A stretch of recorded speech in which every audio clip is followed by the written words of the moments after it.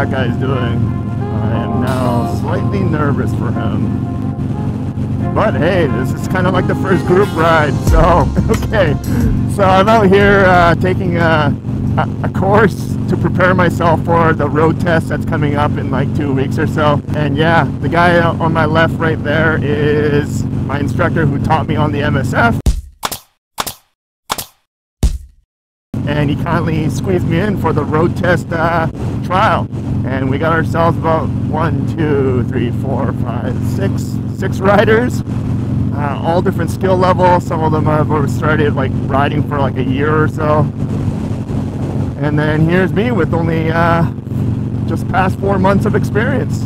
So let's see how we do, because it should be fun. So majority of the time I'm just going to stay quiet and be on learning mode, and hopefully I can capture enough footages here for everyone else to learn from, and perhaps, you know, give you the confidence to go take the MSF course and potentially the road test course that I'm on currently. So enjoy.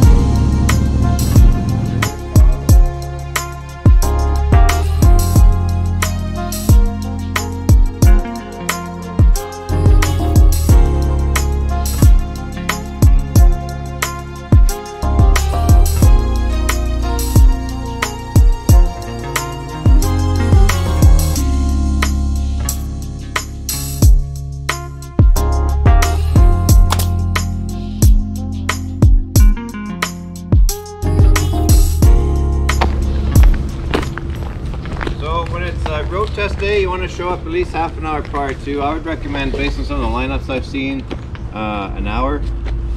Some of the lineups can be pretty long, but they should have this express line just for people doing road tests. But alright, so the stop sign is the control for this intersection. What I recommend is you come up here and you stop here, right? Make sure you shoulder check. Shoulder checks were quite absent this morning so far.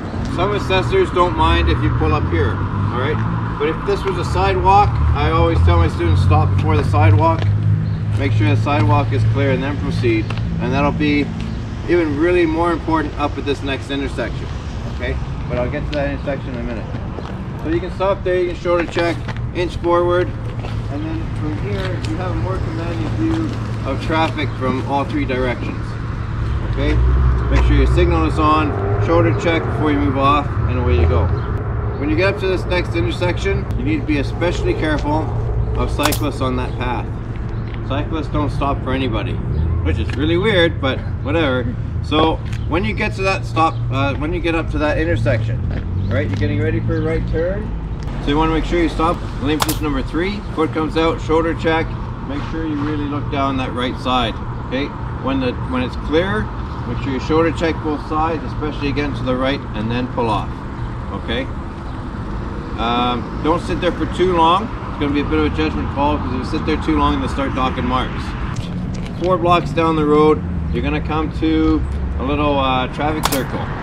So you're going to shoulder check left, put your signal on, because you're going all the way through and around. If you're going straight through, you don't have to signal. But shoulder check left and then go all the way around, and then out you go. After the roundabout, when you get to Quadra, you should stop before the sidewalk and then creep forward to the curb, because you've got a curve there and you've got a tree right in the way. So creep forward to get rid of that tree. Now you can see all the way down the road, and then proceed through. Make sure you take the lane position number 3, cancel signal, and then shoulder check and take lane position number 1 once you get on Quadra. We're going to go through a school zone, and watch for those school zone signs, okay? It is generally well posted, so watch for that, and then watch your speed. Now, one of the students before Christmas failed because he went on a test when it was raining. He did his test when it was raining, and so he did 40 through the 50 zones and 30 through 40 zones and stuff like that, and they failed him for going too slow. Yeah, so I'll just explain that. So the whole point of ICBC failing him for speed was because they don't want nervous riders and drivers on the road. They want to see you ride and drive with confidence. So they allow you 10% either way. Well, obviously when you get down to 30K, that 10% is very, very small, right? So they'll allow you between 45 and 55 in in the 50 zone, okay? But always try and do the limit, okay? Is the best recommendation I can give you. All right, let's get riding.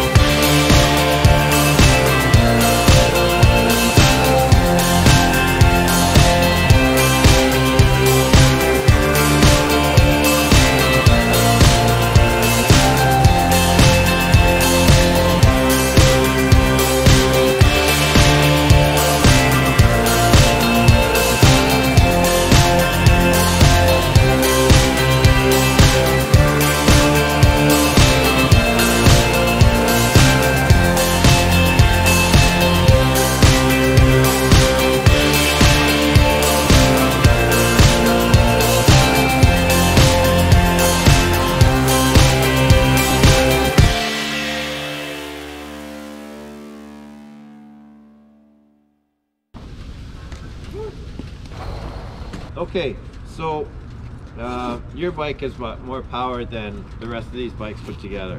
Okay. So, so while I think both of you rode really well, yeah. Speed was an issue on this run. Okay. Try and keep us together. So speed was an issue, but outside of that, lane position was good. You guys nailed your. Oh, the other thing I would say for both of you, just watch your stopping distance with the yeah. stop line. Okay. But apart from that, your shoulder checks were pretty good. Just remember the emphasis that I mentioned to Harry, especially on road test day. Really get that chin to your shoulder. But really good job of going down Quadra, getting onto the on-ramp. You both did your shoulder check, your signal, shoulder check, you moved, you observed what was going on the left, you carried on, you got up to speed. The lane change onto the highway was well done, as it was coming off of there as well. So, so a lot of moving parts there in a short space of time, so well done on that. What was really good to observe from you was when you came off the off-ramp, the off-ramp at Royal Oak, you decided to stay right, and as soon as you started to do that, I thought, oh crap, he's going to go over the solid white, but you didn't. You went through the light, and then you lane changed. just remember, just a point for everybody, when you're going to change direction, you should do a shoulder check and then signal. The same principle applies with when you're doing a lane change, right? So just keep that in mind. So yeah, so that was otherwise a good run. So as you can see, I had a great time doing a little bit of a group ride session with some of my classmates. I learned a lot about my own bad habits that I picked up while I've been riding alone, and trying to reassert myself to riding a lot safer on the road to the standards that ICBC would pass me on the road test itself. That's going to be next week. I'm not exactly sure if I'm allowed to actually have a GoPro during the test, and if I am allowed, then I will certainly upload it onto YouTube for you guys to watch, whether it's a pass or a fail. But without further ado, because I'm going on the highway, it's going to get noisy. I'll see you next week. Peace.